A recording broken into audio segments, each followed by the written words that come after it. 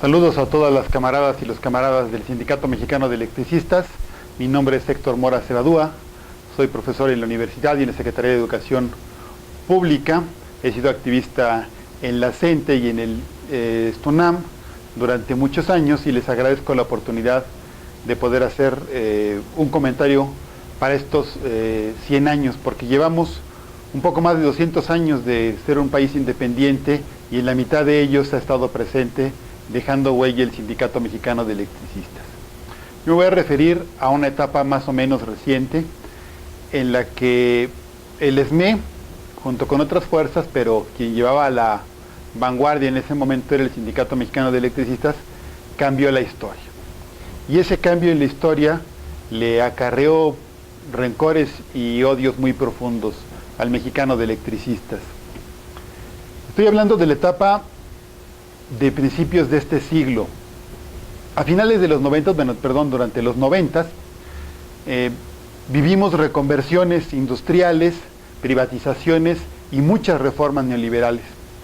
Cedillo nos recetó el FOBAPROA, una terrible deuda para toda nuestra nación y para pagarla en muchas décadas, por el fracaso de la privatización bancaria y la forma deshonesta en la que otorgaron créditos, también el fracaso de la privatización carretera, el éxito para el IMSS de la privatización de Telmex, la privatización de los ferrocarriles, pero también tenemos en esta década el rompimiento del sindicalismo oficial y se forma la FECEBES, de la cual es parte en un principio el Mexicano de Electricistas, y luego se forma la Unión Nacional de Trabajadores.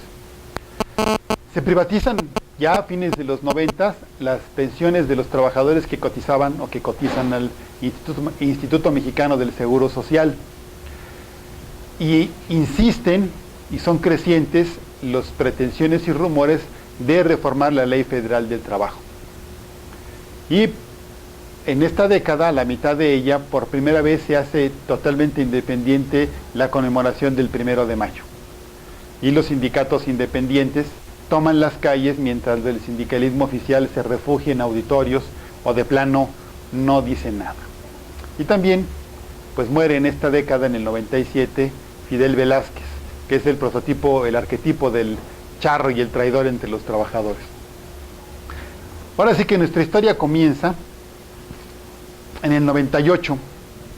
Ante los intentos de reformar la Ley Federal del Trabajo, una serie de grupos de activistas sindicales promueven la idea de realizar una Asamblea Nacional de Trabajadores y acuden a todas las direcciones sindicales, y casi la única asamblea importante, grande, que les hace caso finalmente es la del Sindicato Mexicano de Electricistas, que por Asamblea General acuerda ser coconvocante de esta Asamblea Nacional de Trabajadores para rechazar la reforma a la Ley Federal del Trabajo, y con esto se empiezan a sumar otras organizaciones. La asamblea esta finalmente es un éxito, llegan por supuesto el ESME, el STUNAM, la CENTE y otra serie de sindicatos universitarios y de empresa.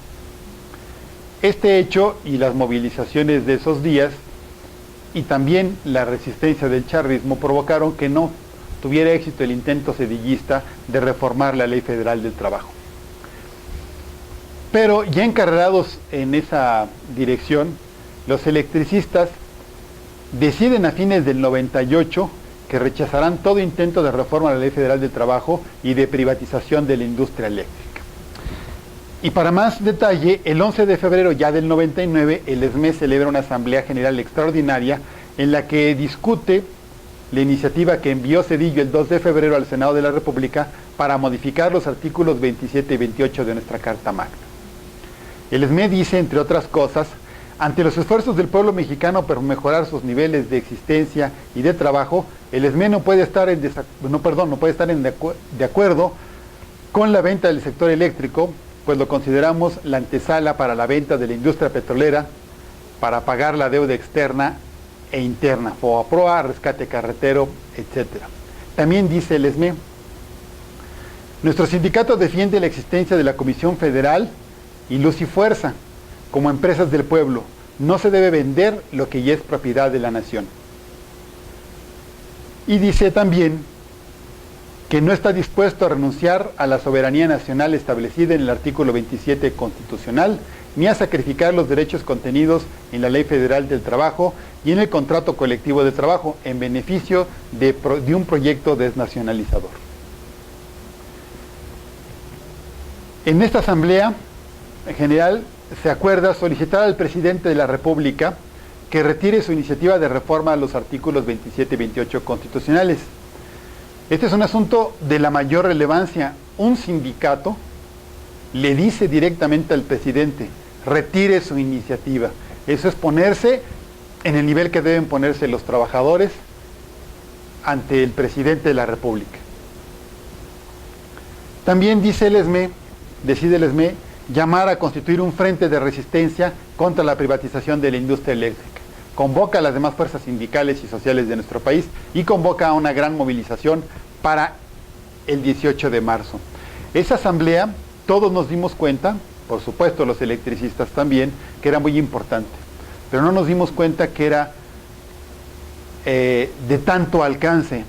Esta asamblea cambió la historia, le cambió al capital internacional y a la oligarquía nacional el guión que tenían dispuesto. Pensaban que iban a privatizar primero la energía eléctrica y después la petrolera al final del siglo pasado y principios del presente. Pero se les atravesó la fuerza sindical, la fuerza de los trabajadores que lo impidió. La marcha del 18 de marzo que fue convocada fue un éxito extraordinario, más de 300,000 personas. Casi todas las fuerzas sindicales acudieron, incluso el sindicalismo oficial asistió, fueron estudiantes, indígenas. El propio subcomandante Marcos envió un saludo que fue leído ahí ante toda la gente. El secretario general en ese momento del Sindicato Mexicano de Electricistas, Rosendo Flores, dijo, entre otras cosas: el Sindicato Mexicano de Electricistas repudia a los que confunden soberanía con el derecho a vender al mejor postor la industria eléctrica, porque prostituye la esencia nacionalista que nos legó López Mateos y porque hacemos eco de la historia y del sentir del pueblo mexicano. Por eso hacemos nuestros sus postulados progresistas y visionarios de la libertad, la independencia y la soberanía de México. En un año de tormentas políticas, el presidente ganó algunas y el Congreso le ganó otras. Un proyecto en el que el presidente Zedillo invirtió capital político fue atacado y finalmente congelado por la oposición dentro del Congreso. Significa necesidades. De acuerdo al presidente Zedillo, el gobierno no cuenta con dinero suficiente para hacer las inversiones necesarias para producir la energía eléctrica que el país va a necesitar en los próximos años. Es preciso. En consecuencia, es imperativo abrir al capital privado nacional y extranjero el negocio de la generación, distribución y venta de electricidad. El presidente propone cambiar la estructura de la industria eléctrica y ello necesariamente obliga a modificar la Constitución. Se ofrecen argumentos que demuestran que en varios países la privatización aumenta las inversiones y la producción. Voceros del sector privado apoyan la propuesta, que sin embargo no prospera. El Sindicato Mexicano de Electricistas toma la calle con grandes manifestaciones y la oposición se moviliza en el Congreso para bloquear la reforma. Son inútiles las promesas del PRI y del gobierno para introducir salvaguardas que protejan los empleos de los electricistas y cuidar que no suba el precio del servicio. Si bien todos coinciden en la necesidad de modernizar la industria, en este año de tormentas la propuesta de privatizar la electricidad en México simplemente no pasó. Este discurso y esa asamblea le dan un vuelco a la historia.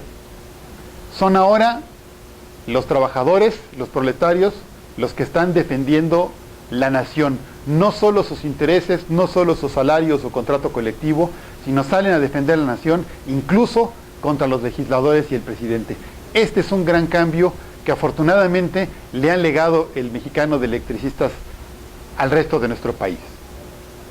El 26 de febrero de ese mismo año se constituyó el frente que estaba convocando el mexicano de electricistas en el auditorio histórico Breña Alvírez, y a él asistieron pues casi todas las fuerzas sindicales y sociales, incluido el Partido de la Revolución Democrática, y lo menciono no porque sean buenos o sean malos, sino porque era la clase obrera la que estaba tomando la vanguardia y hasta los partidos políticos se tuvieron que sumar a esta convocatoria para defender a la nación, pero bajo la dirección de la clase obrera. También acudieron, cosa que no era común en muchos años, personalidades del ámbito cultural, académico y científico. En esta asamblea se acuerda rechazar la pretendida privatización de la industria eléctrica y solicitar a Zedillo, ahora ya no solo los electricistas, sino todos los asistentes, que retire su iniciativa.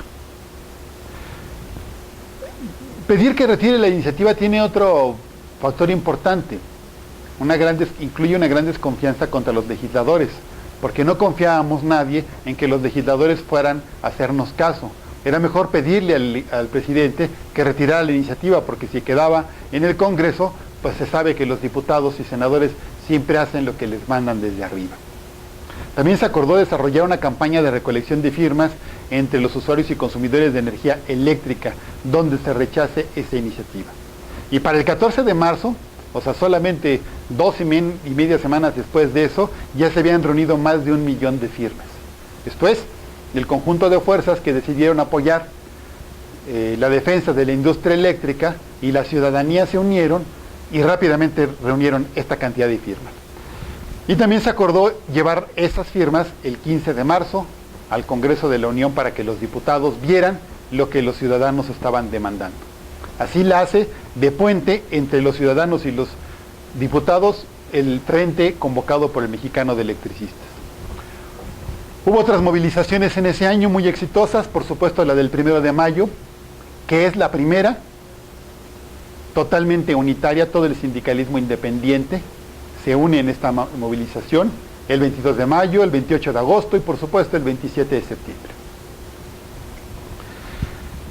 En una de estas, el 27 de septiembre, si no me equivoco, Rosendo Flores sostiene que si se hace la privatización, y aquí parece profeta, se entiende que lo hace en nombre de todos los electricistas, que habrá un incremento radical de las tarifas de consumo doméstico en más de un 200% y de la tarifa agrícola en más de 300%, ocasionando de inmediato un brutal deterioro del nivel de vida de millones de mexicanos que viven en condiciones de pobreza. Rosendo Flores sostiene que si se hace esta privatización habrá un incremento radical en las tarifas del consumo doméstico en más de un 200%. Y de la tarifa agrícola en más de 300%, ocasionando de inmediato un brutal deterioro en el nivel de vida de millones de mexicanos que viven en la pobreza. Y así fue como Ernesto Zedillo salió derrotado en este intento de privatizar el sector eléctrico. En el 2000 se refunda el Frente Sindical Mexicano y se hace un segundo intento de una Asamblea Nacional de Trabajadores porque no quitaban el dedo del renglón en relación a la reforma de la Ley Federal del Trabajo. En el mismo 2001, la Universidad Obrera y la Unión Nacional de Trabajadores convocan una serie de conferencias y debates sobre la Ley Federal del Trabajo. Menciono estas cosas porque solo que va sumando, va agregando para lo que sigue en el proceso. En el 2002 se multiplica la formación de frentes sociales y un grupo de ONGs e intelectuales de izquierda proponen unir todos estos nuevos esfuerzos frentistas y en septiembre de 2002 se realiza la fundación de la Promotora Nacional de la Unidad Nacional contra el Neoliberalismo en septiembre del 2002. Así es como se unen la mayoría de los frentes. Ahí, por supuesto, está otra vez presente el Sindicato Mexicano de Electricistas. En 2003, la promotora entra en un bache hasta que aprueba a mediados de año la realización de 7 caravanas que recorran todo el país para sumar fuerzas y unificar a todos en contra de las reformas neoliberales. La jornada, este esfuerzo es llamado Jornada Nacional Obrera Campesina y Popular por la Erradicación del Neoliberalismo. Y esta crece no solo porque la promueve la promotora, sino cuando el Mexicano de Electricistas en una asamblea general también decide sumarse a ella. Y después, presionado por este hecho, la Unión Nacional de Trabajadores también se suma. El caso es que en noviembre, en la segunda quincena de noviembre de este 2003, 9 caravanas recorren más de 120 ciudades del país haciendo mítines, volanteos, asambleas, convocando a unirnos todos en contra de las reformas neoliberales, la energética y la laboral. El día 26 se realiza una gran marcha nacional en el que participan en la Ciudad de México alrededor de 350,000 trabajadores y a nivel nacional cerca de 500,000. El día 27 se constituye se hace la Convención Nacional Obrero, Campesina y Popular, y de ahí sale el Frente Sindical, Campesino, Social y Popular, que luego se le agrega también lo de indígena cuando se integran los sectores indígenas a este esfuerzo. Es relevante porque es la primera vez que hay un frente tan amplio, tanto en lo político como en lo social. Es el frente más amplio y más plural que ha existido en la historia de nuestro país. Y otra vez, este frente fue convocado y fue dirigido esencialmente con la participación de todos, pero con las iniciativas políticas de los trabajadores y los obreros mexicanos en particular. A partir de este esfuerzo llegamos al septiembre de 2004, que se realiza un paro nacional en el que participan alrededor de 500,000 trabajadores en todo el país. Y por iniciativa de la dirección del Sindicato Mexicano de Electricistas, en el 2004 se realiza en noviembre otra vez el primer diálogo nacional por un proyecto de nación alternativo al neoliberalismo. Esto implica otro salto porque los trabajadores, antes que los partidos políticos, antes que el propio gobierno, están convocando al conjunto de la sociedad a realizar un esfuerzo por actualizar y mejorar un proyecto de nación que no nos tenga de rodillas ante el neoliberalismo internacional y que nos permita desarrollar nuestro propio camino. Y en febrero de 2005 se realiza el segundo diálogo nacional, pero ahora este se llama por un programa mínimo no negociable. Aquí entra una importante influencia del movimiento zapatista. Son dos saltos importantes, insisto, porque es actualizar el proyecto de nación y decir qué es lo mínimo que requerimos para avanzar en ese proyecto. Y otra vez, hasta aquí viene hegemonizando, viene dirigiendo el movimiento sindical, en el que lleva pues la batuta, como decíamos, el Sindicato Mexicano de Electricistas. Y esto es muy importante porque en este contexto es en el que surge y crece la candidatura presidencial de Andrés Manuel López Obrador. Estos elementos que acabo de mencionar nos muestran que no es solo el carisma, no es solo la magia de un personaje, sino es la generación de todo un ambiente social, de un proceso de confluencia, de la generación de un programa, de un proyecto de nación también, que crece una candidatura. Y los mexicanos le dimos a López Obrador en el 2005, lo salvamos del desafuero, en febrero del 2006, lo salvamos del desafuero del que estaba siendo objeto por la extrema derecha y el priismo. En julio del 2006 le dimos los votos para que fuera presidente y después de julio hasta septiembre lo seguimos apoyando en las calles para que no se consumara el fraude electoral y sin embargo el fraude se consumó. Él no pudo o no quiso hacer lo que le tocaba en ese momento. Y lo relevante de esta parte final es que a partir del 2005 el movimiento obrero dejó de estar a la cabeza en la dirección del proceso. Dimos un paso atrás, dejamos avanzar el proceso electoral, no logramos resolver nuestra relación con los partidos políticos, con los procesos electorales y todo el esfuerzo que del 98 hasta el 2005 se había venido logrando con la confluencia de movimientos, con el desarrollo del programa, no se pudo concretar, en parte porque no logramos resolver esto. Y este periodo en el que el impulso duró para que hasta el 2012, todavía en las elecciones, ganara López Obrador y se hiciera un nuevo fraude, es lo que genera 10 años cuando menos de retraso en los proyectos de la oligarquía internacional y nacional, y es parte de lo que generó un rencor enfermizo y sumamente violento contra el Sindicato Mexicano de Electricistas, que ustedes los electricistas han sabido resistir con una entereza encomiable, envidiable, admirable, Porque cuando uno se imagina estar en las circunstancias en las que ustedes han estado luchando los últimos 4 años y medio, verdaderamente no logro ni imaginar cómo han logrado soportar y a la vez ser el eje aglutinador, a la vez soportar la campaña de difamación y seguir teniendo triunfos como la pensión de los compañeros a los que han mencionado como jubilables y estarse preparando para la reinserción en el trabajo nuevamente. Felicidades, compañeros, gracias por estos años en los que han sido la vanguardia y la dirección de nuestro movimiento social y sindical en México y muchos años más al ESME.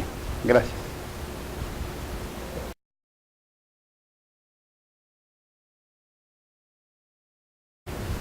Bueno, el Sindicato Mexicano de Electricistas tuvo la iniciativa en este contexto de la resistencia de convocar a una nueva central de trabajadores. Es una iniciativa excelente porque realmente nos surge y necesitamos una nueva central, una nueva agrupación de todos los sindicatos independientes y democráticos y rescatar a los sindicatos que hoy dirigen burocracias o grupos francamente charros priistas. Pero le veo algunas limitaciones que no son culpa del sindicato mexicano de electricistas, sino del propio proceso.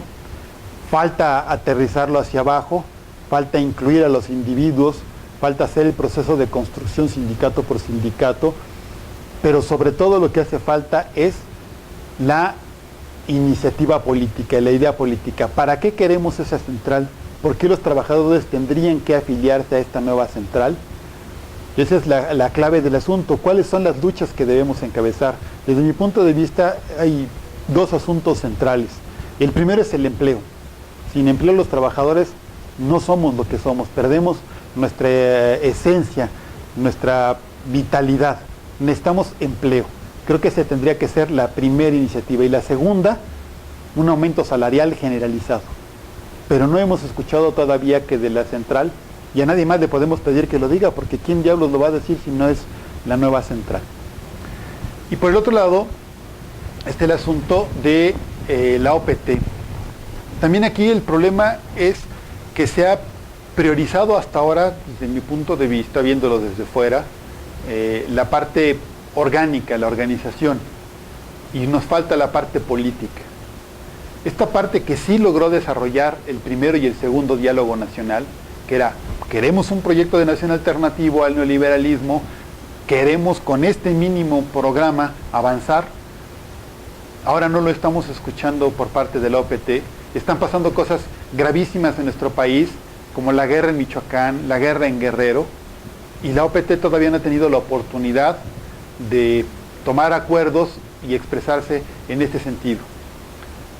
Como organización política de los trabajadores tendría que estar preocupada también por el empleo, pero sobre todo con qué hacemos con la nación, cómo podemos conducir los trabajadores a nuestro país. Los últimos 100 años o 120 años, nuestro país ha sido dirigido por la burguesía y el fracaso es contundente. Son unos enanos, son mediocres, incompetentes. Debe de darle paso a los trabajadores para que conduzcan el país, pero para eso le tenemos que decir al mundo, pero sobre todo a la nación, a los trabajadores mexicanos, cómo queremos construir el nuevo país, a partir de qué principios, cómo vamos a distribuir la riqueza y qué queremos hacer con nuestro México.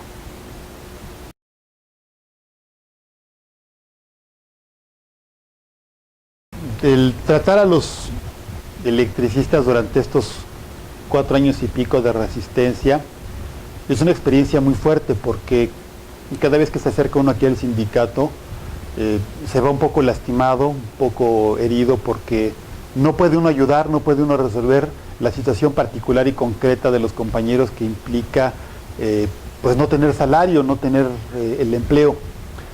Pero por el otro lado es un ejemplo de fortaleza y entereza, porque la disciplina que han mostrado, el valor que han tenido, esto de no permitir que se disuelva el sindicato, de seguir dándole vida, de asistir a las movilizaciones, y aunque haya mucha inconformidad y diferencias internas, hay un espíritu de disciplina, de amor al sindicato, de amor al gremio y de mucha fuerza. Están organizando recientemente escuelas de formación. ¿Quién lo diría? Un sindicato con 100 años de vida, con esta experiencia todavía sigue luchando, esforzándose por formar a sus propios miembros y resistiendo, pero no solo pasivamente, sino tomando la ofensiva, convocando a estas iniciativas que acabamos de comentar y no pandeándose. Eso es admirable, a veces conmovedor, pero sobre todo da mucha envidia porque los demás sindicatos no estamos así.